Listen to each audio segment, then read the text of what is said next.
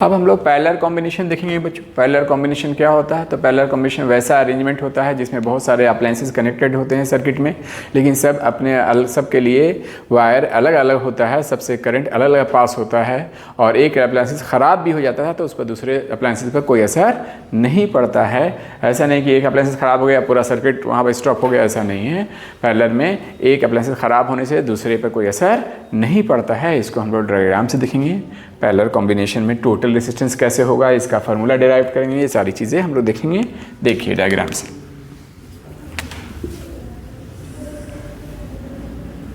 ये वायर है,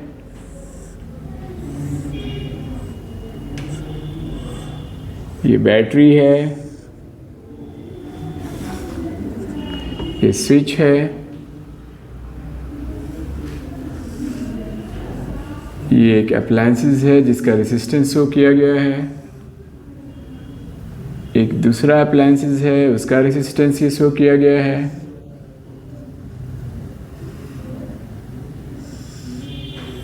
और ये सर्किट वायर वहाँ से आकर यहाँ स्विच कनेक्ट ऑन कर दिया गया, करंट फ्लो करने लगेगा। ठीक है, अब देखिए ये क्या है बेटा, की है या स्विच है, जो भी आप बोले। जैसे ही ऑन हुआ चार्ज फ्लो करने लगेगा। कैसे फ्लो करेगा? High potential to low potential, high potential से लो पोटेंशियल की तरफ करेगा। ये क्या देगा हमें? पोटेंशियल डिफरेंस देगा बच्चे। और जैसे ही ये पोटेंशियल, जैसे ही ये ऑन हुआ पोटेंशियल डिफरेंस दिया, उसकी वजह से क्या होगा? चार्ज फ्लो करेगा, करंट फ्लो किया, करंट फ्लो किया। अब गौर से देखिए, ये अप्लायंसेस है, इस अप्लायंसेस का अपना रेजिस्टेंस होगा R1, ये अप्लायंसेस है इसका रेजिस्टेंस R2 होगा। क्लियर? दोनों का क्या है? रेजिस्टेंस अपना अपना है, इसका R1 है, इसका R2। अब देखिए यहाँ तक तो करंट आया। अब यहाँ पर आने के बाद उसके पास दो रास्ता है, या तो ये करंट इधर से होकर इधर आकर सर्किट कंप्लीट कर ले, या ये करंट इधर से होकर इस वायर से होकर इस अप्लायंस से होकर सर्किट कंप्लीट कर दे। आप खुद देखिए कि जब ये करंट इस ऊपर से जा रहा है तो सर्किट कंप्लीट हो रहा है, इसकी ज़रूरत नहीं पड़ रही है। जब ये करंट नीचे से जा रहा है तब भी सर्किट पूरा हो रहा है, इसकी ज़रूरत नहीं है। इसका मतलब इस पॉइंट से इस पॉइंट तक आने के लिए मेरे पास दो ऑप्शन है, दो ऑप्शन है। मतलब इस अप्लायंसेस के लिए इस पॉइंट से इस पॉइंट तक जाने के लिए एक अलग वायर है, इस अप्लायंसेस के लिए इस पॉइंट से इस पॉइंट तक जाने के लिए मेरे पास अलग वायर है। ठीक है, ये पॉइंट तो जहाँ से करंट का रास्ता बट रहा है वहाँ पर उस पॉइंट का नाम हम ए दे देंगे। जहाँ पर दोनों रास्ता जाकर मिल रहा है उस पॉइंट का नाम हम बी दे देंगे। क्लियर? तो इस यहाँ तक तो वायर एक था बच्चे, यहाँ भी वायर आगे जाके एक हो गया, लेकिन यहाँ से यहाँ के बीच में दो वायर है, दो अलग अलग अप्लायंसेस के लिए। एक अगर वायर काम करना बंद भी कर देगा, एक अप्लायंसेस ख़राब भी हो गया तो दूसरा चालू रहेगा। इस तरह के कॉम्बिनेशन को क्या कहते हैं?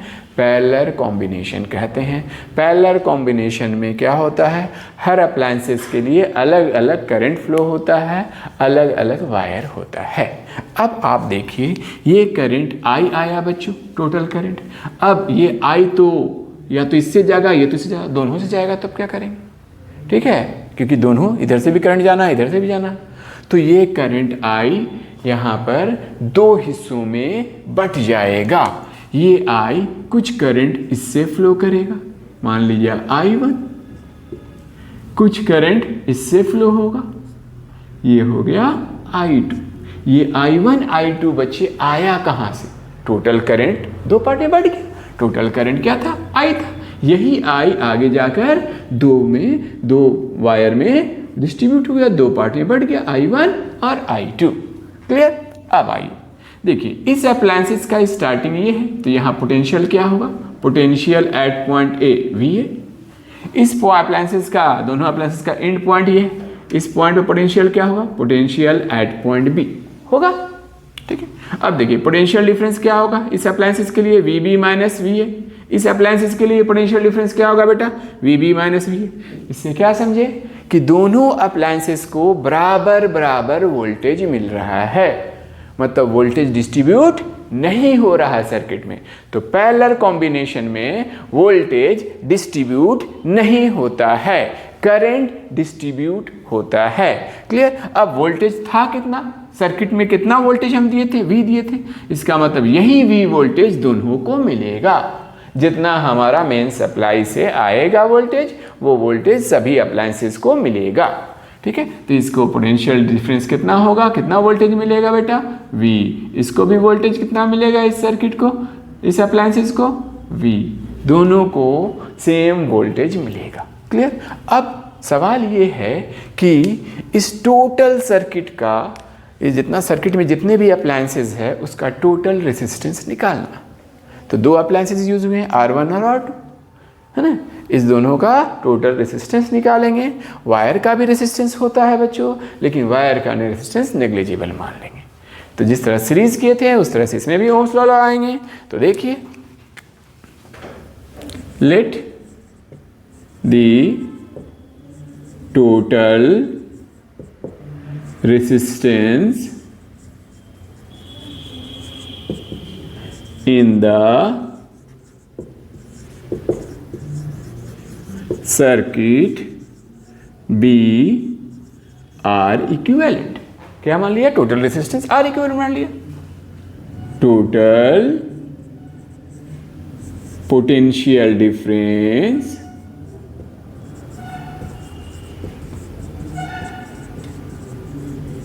V। टोटल पोटेंशियल डिफरेंस क्या है बच्चों, V है। टोटल करंट क्या होगा सर्किट का, total electric current in the circuit BI। क्या बच्चों, I। अब यहां पर ओम्स लॉ लगाइए, by Ohm's law. Ohm's law तो लगाएंगे, लेकिन ओम्स लॉ 3 फॉर्मेट में हमको मिलता है। V is equals to I into R, I is equals to V by R, R is equals to V by I। कौन सा लगाएंगे? तो ध्यान रखिए बच्चों, यहाँ पर वो वाला फॉर्मूला लाएंगे ओम्स लॉ का जो चीज़ आगे जाकर 2 हिस्सों में बढ़ गया, 3 हिस्सों में बढ़ गया। तो क्या बटा यहाँ पर, पोटेंशियल डिफरेंस तो नहीं बटा, पोटेंशियल डिफरेंस सेम रहा, करंट बढ़ गया तो करंट वाला फॉर्मूला लगा देंगे। ठीक है, तो I इज इक्वल्स टू क्या होगा बेटा, V बाई R वाला लगाएंगे। I टोटल करंट I, इसका total potential difference V, total resistance क्या है, R इक्विवेलेंट। क्लियर? इसको हम लोग इक्वेशन 1 मान लेंगे। क्लियर है? अब आगे देखिए, इसको इरेज कर दे रहा हूं। ठीक है, अब ओम्स लॉ इस अप्लायंसेस में लगाएंगे। अप्लाइंग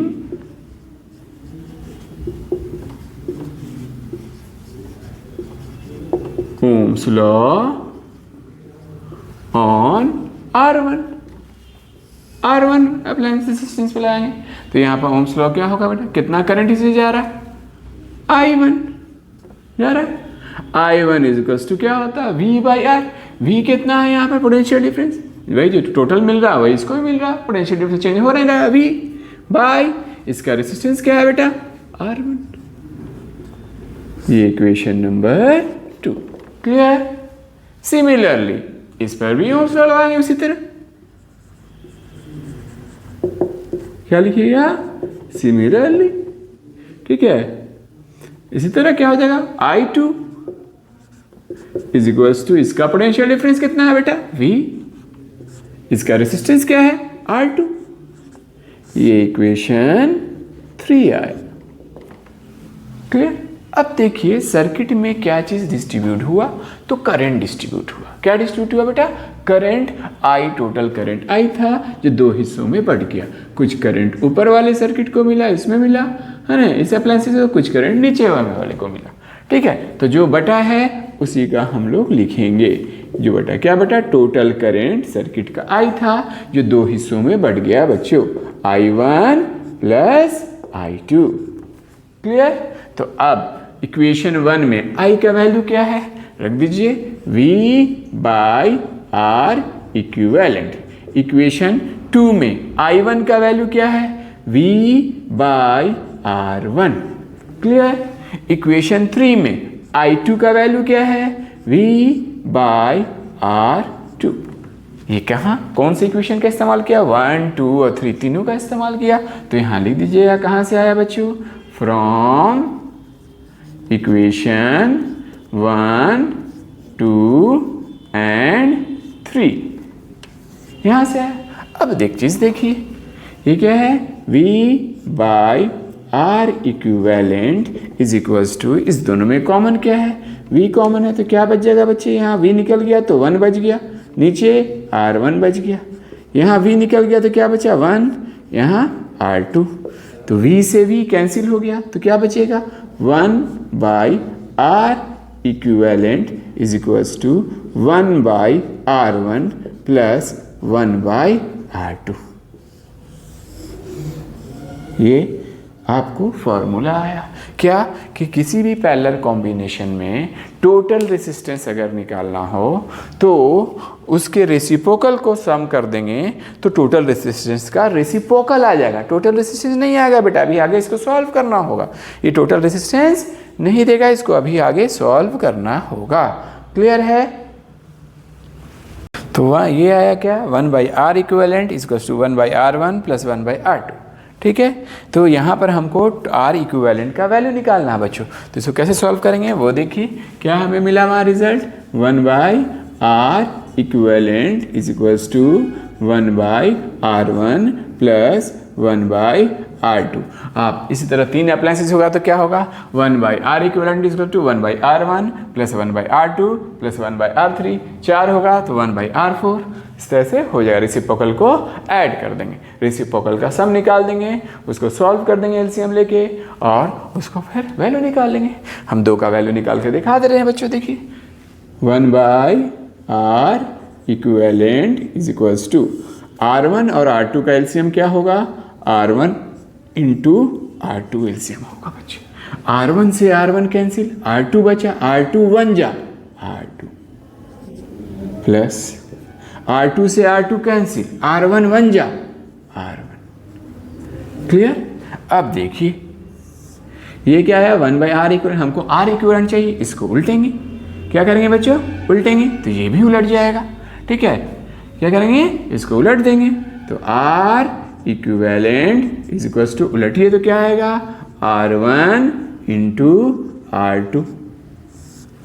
उलट गया और ये नीचे आ गया बेटा, R2 प्लस R1। क्लियर?